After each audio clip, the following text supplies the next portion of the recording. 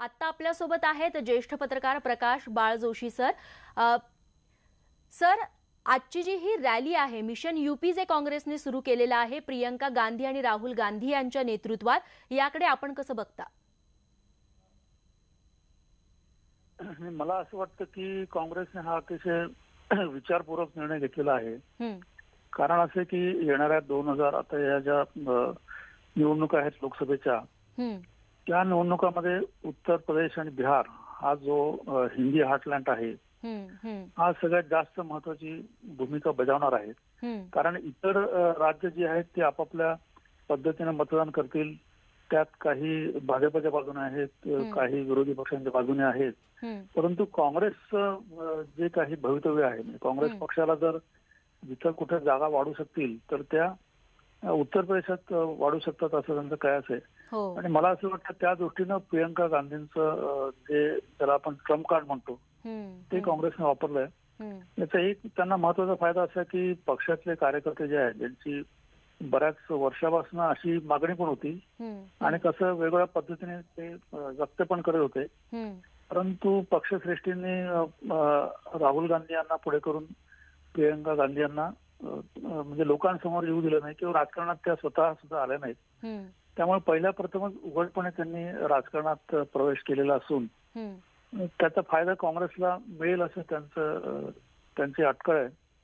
आणि मग काँग्रेस पक्षाचे कार्यकर्ते आणि इव्हन सर्वसामान्य लोकांमध्ये सुद्धा कुतूहल आहे की प्रियंका गांधी कशा पद्धतीने काम करतात किंवा ते कुठल्या विषयावर त्यांची काय मत आहेत हे आतापर्यंत व्यक्त झालं नाही. मला असं वाटतं ह्या येणाऱ्या निवडणुकीमध्ये त्यांना निश्चितपणे काही विषयावर भूमिका घ्यायला लागेल आणि त्यांची ते भूमिका कशा प्रकारे घेतात त्याच्यावर मग लोकांचं समर्थन म्हणजे जे शेवटी मतामध्ये व्यक्त होतं ते कुठली भूमिका घेतात यावरच जास्त अवलंबून राहील. त्या केवळ इंदिरा गांधींसारख्या दिसतात किंवा एक राजकीय घराण्यातल्या त्या व्यक्ती आहेत एवढ्यापुरतं ती मर्यादित राहणार नाही. बाळ जोशी सर, मागच्या तासाभरापासून तुम्ही देखील या संपूर्ण रोड शोची दृश्य बघत असाल. मगाशी तुम्ही प्रियंका गांधींसाठी शब्द वापरला, ट्रम्प कार्ड वापरले काँग्रेसनं. दुसरीकडे लोकसभेच्या संसदेत पोहोचायचं असेल तर तो मार्ग उत्तर प्रदेशातून जातो, कारण का 80 जागा आहे. तेव्हा काँग्रेससाठी आता हे ट्रम्प कार्ड लकी ठरेल का? आजच्या या एकंदर दृश्यांवरून तुम्हाला काय वाटतंय? नाही, याच्यावरून एक आहे की प्रियंका गांधी या व्यक्तीविषयी आणि त्यांचा जो काही राजकीय वारसा त्यांना लाभलेला आहे त्यामुळे जनतेमध्ये, सर्वसामान्य जनतेमध्ये, कार्यकर्त्यांमध्ये निश्चितपणे उत्सुकता आहे. परंतु आपण जर युपीतलं गेल्या 2 दशकातलं राजकारण जर बघितलं तर काँग्रेसची सतत घसरण झालेली आहे. आणि आता येणाऱ्या निवडणुकीत सुद्धा काँग्रेस एका बाजूला, मायावती आणि अखिलेश यादव सपच्या एका बाजूला आणि भाजप असे त्रिशंकू लढत युपीमध्ये होणार आहे. त्यामुळे कशा पद्धतीने लोक मतदान करतात याच्यावर फार अवलंबून आहे. म्हणजे त्यांनी जर म्हणजे प्रियंका गांधी आल्यामुळे किंवा काँग्रेसच्या एकंदर वातावरणात जर फार मोठा बदल झाला, जर आपण पॅराडिगम शिफ्ट म्हणतो तसं जर झालं तर मग त्याचे परिणाम आणि त्याचा जास्त फायदा काँग्रेसला होऊ शकेल. नाहीतर या त्रिशंकू लढाईमध्ये, ट्रँग्युलर फाईट्स मध्ये काय होतं ते बघण्याची उत्सुकता सगळ्यांनाच आहे. निश्चित. मात्र बाळ जोशी सर, उत्तर प्रदेशमधल्या अनेक काँग्रेसच्या मोठ्या नेत्यांकडून वारंवार अशी मागणी होत होती की प्रियंका गांधी यांना सक्रिय राजकारणात आणा, आणि अखेर त्यांचं ते स्वप्न फळाला आलेलं आहे. त्या अनुषंगानं काँग्रेससाठी ही किती मोठी गोष्ट आहे आता प्रियंका गांधी यांनी सक्रिय राजकारणात येणं, आज हा रोड शो करणं, 3 दिवस लखनौचा दौरा करणं आणि 40 तास आता त्या सभा बैठका घेणार आहेत, हे सगळं? हा, काँग्रेसला निश्चित त्याचा फायदा होईल. परंतु आपण जर बघितलं तर काँग्रेस पक्षश्रेष्ठींनी असा म्हणजे जाणीवपूर्वक निर्णय यापूर्वी घेतलेला होता की ज्या कालखंडामध्ये राहुल गांधींचं नेतृत्व त्यांनी पुढे आणलं, त्या पद्धतीने त्यांना निवडणुकीमध्ये प्रचारासाठी फिरवलं, त्यानंतर पक्षाचा अध्यक्ष बनवलं. या कालखंडामध्ये प्रियंका गांधी या पुढे आल्या नाहीत, त्यांनी स्वीकारलं नाही आणि पक्षश्रेष्ठींनी सुद्धा जाणीवपूर्वक त्यांना सक्रिय राजकारणापासून दूरच ठेवलेलं होतं. याचं कारण असं की पक्षामध्ये एकाच वेळेस 2 अशी सत्ता केंद्र जर निर्माण झाली तर त्याचे सुद्धा पक्षाला अनेक परिणाम भोगायला लागतात. त्यामुळे तो निर्णय घेतलेला होता. परंतु आता जर आपण पाहिलं तर काँग्रेस पक्षाला हारण्यासारखं तसं फार काही नाही. त्यामुळे त्यांनी हा एक मोठा डावपेच म्हणजे एक पणाला लावलेला आहे. म्हणजे आपलं ट्रम्प कार्ड जे आहे ते त्यांनी पणाला लावलेलं आहे. आणि त्यावेळेस मग त्या राहुल गांधी आणि प्रियंका गांधी यांच्यात चुरस होते का किंवा दोन केंद्र निर्माण होतात का याचा फारसा विचार न करता शेवटी सर्वस्व पणाला लावणं जे म्हणतो तशा पद्धतीने काँग्रेस पक्ष या निवडणुकीत उतरलेला दिसतो. सर, त्यासोबतच जेव्हापासून ते सक्रिय राजकारणात सहभागी झालेले आहेत प्रियंका गांधी आणि राहुल गांधी यांची तुलना वारंवार केली जाते. मग ती राजकीय पातळीवरती राजकीय लोकांकडून असेल, सर्वसामान्यांकडून असेल किंवा पत्रकारांकडून असेल.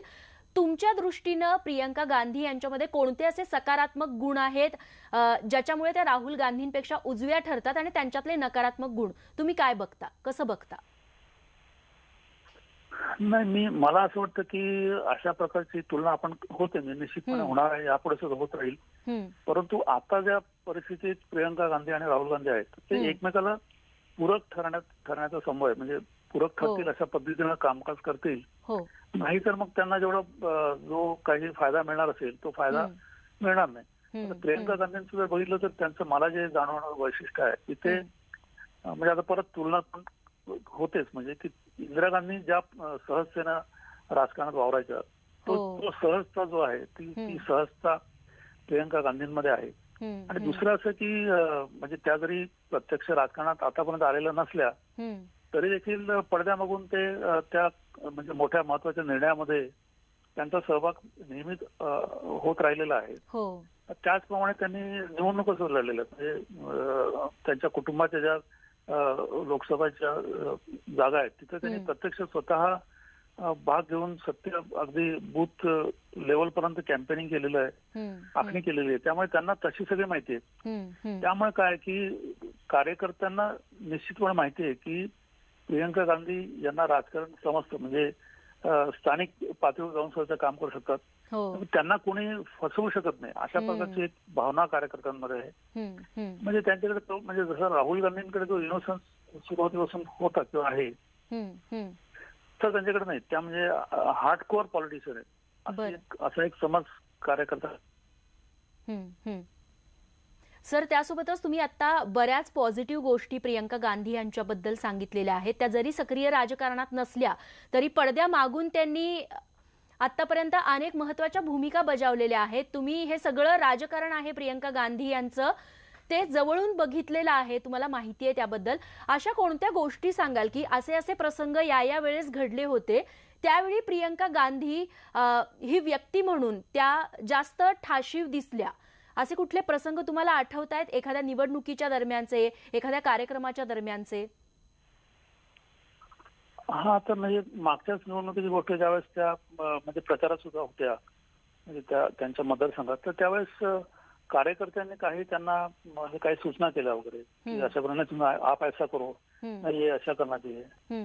तर त्यावेळेस त्यांनी मला असं वाटतं ते त्याचं व्हिडिओग्राफिंग पण झालेलं आहे. त्यावेळेस त्यांनी असं सांगितलं की देखो आपको जो करना है वो आपको करना है लेकिन मुझे क्या करना है वो मुझे पता है. हा जो आत्मविश्वास आहे तो राजकारणात फार महत्वाचा असतो की शेवटी नेता कसा असतो की नेत्याला सगळी माहिती घेऊन मग त्या परिस्थितीच्या आधारावर निर्णय घ्यायला लागतात.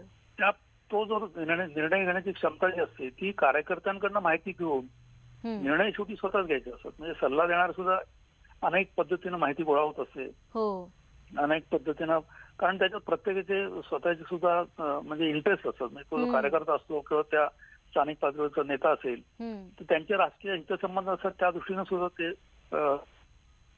परंतु निर्णय घेताना निर्णय क्षमता म्हणजे राजकारणामध्ये शेवटी नेता कसा ठरतो तर स्वतःचं जे फिलिंग असतं स्वतःचं गट फिलिंग जे असतं त्याच्यावर आधारित तो निर्णय घेत असतो. मग ते चुकीचे असतील बरोबर असतील मग ते पुढे दिसून येतात. तर तो जो निर्णय घेण्याची क्षमता जी आहे ती त्यांच्यामध्ये आहे. आणि बऱ्याच वेळा म्हणजे अगदी जी माहिती मिळते मी आता ते काही कुठं छापून आलेलं असं नाहीये. परंतु ज्यावेळेस सोनिया गांधींनी आपला पणाला लावलं होतं म्हणजे त्या निवडणुकीनंतर त्यांनी आपली मनीषा व्यक्त केली होती आणि त्यांना ते काही तेवढे आकडे आले. तर त्यावेळेस नंतर ज्यावेळेस निर्णय झाला किंवा मी म्हणजे मी स्वतः न करता त्यांनी मग ज्यावेळेस डॉक्टर मनमोहन सिंग यांचं नाव सुचवलं तर त्या निर्णयात सुद्धा म्हणजे शेवटी तो फॅमिलीचे जे त्यांचे सदस्य आहेत त्यांनी बसूनच तो निर्णय घेतलेला होता. तर त्या निर्णयात सुद्धा म्हणजे डॉक्टर मनमोहन सिंग यांना पंतप्रधान करण्याचा निर्णय याच्यात सुद्धा त्यांचा सहभाग प्रियंका गांधींचा होता. त्यामुळे अशा अनेक म्हणजे हा एक प्रसंग झाला. पण अशा ज्या ज्यावेळेस पक्षाच्या वर विशिष्ट अशा म्हणजे निर्णय घेण्याची वेळ आली त्यावेळेस त्यांचा सहभाग होता. आणि दुसरं एक सांगायचं म्हणजे ज्यावेळेस त्यांचे सल्लागार होते प्रशांत कुमार, तर त्यांनी त्यावेळेस मागच्या निवडणुकीत त्यांनी म्हणजे आता उत्तर प्रदेशातल्या ज्या विधानसभेच्या निवडणुका झाल्या त्यावेळेस त्यांनी अशी सूचना केली होती की तुम्ही प्रचाराच्या यंत्रणेमध्ये प्रियंका गांधी यांना सुद्धा उतरवा. परंतु तो निर्णय त्यावेळेस पक्षश्रेष्ठींना रुचला नाही, आवडला नाही आणि त्यानंतर मग ते सल्लागार पदावरून बाहेर पडले आणि शेवटी ते आता बिहारमध्ये स्वतःच राजकारणात हे झालेलं. तर सांगायचा मुद्दा असं की प्रियंका गांधींनी राजकारणात यावं अशी मागणी, असे सल्ले सुद्धा यापूर्वी सुद्धा मिळाले होते. परंतु त्यावर निर्णय घेण्यात पक्षश्रेष्ठींनी निर्णय घेतला नाही असं त्यावेळेसची त्यांची कारणे वेगवेगळी होती. आणि आता बघितलं तर आता शेवटी एक असा निर्णय आलाय किंवा निर्णायक क्षण आलाय की ज्यावेळेस त्यांना असं वाटतं की प्रियंका गांधींना प्रत्यक्ष रणात उतरण्याची गरज आहे आणि त्याचा फायदा पक्षाला होईल. निश्चित. सोबतच सर, आतापर्यंत म्हणजे जेव्हापासून प्रियंका गांधी आता सक्रिय राजकारणात सक्रिय झालेले आहेत तेव्हापासून इंदिरा गांधींचं रूप म्हणून त्यांच्याकडे बघितलं जातं. मात्र सोनिया गांधींचे काही गुण त्यांच्यात तुम्हाला दिसलेले आहेत? हा, ते सोनिया गांधींचं मला असं वाटतं की सोनिया गांधींचा जो महत्वाचा म्हणजे त्यांच्या व्यक्तिमत्वाचा विषय तो असा की तसं पाहिलं तर त्यांना म्हणजे स्थानिक पातळीवरचं फारसं काही म्हणजे माहिती असल्याची कारणे नव्हतं, कारण त्यांनी तसं त्या राजकारणात नव्हत्या. परंतु ज्यावेळेस त्या काँग्रेस पक्षाच्या अध्यक्ष झाल्या आणि त्यांनी पक्षाला निवडून आणलं म्हणजे पक्ष सत्तेवर आला,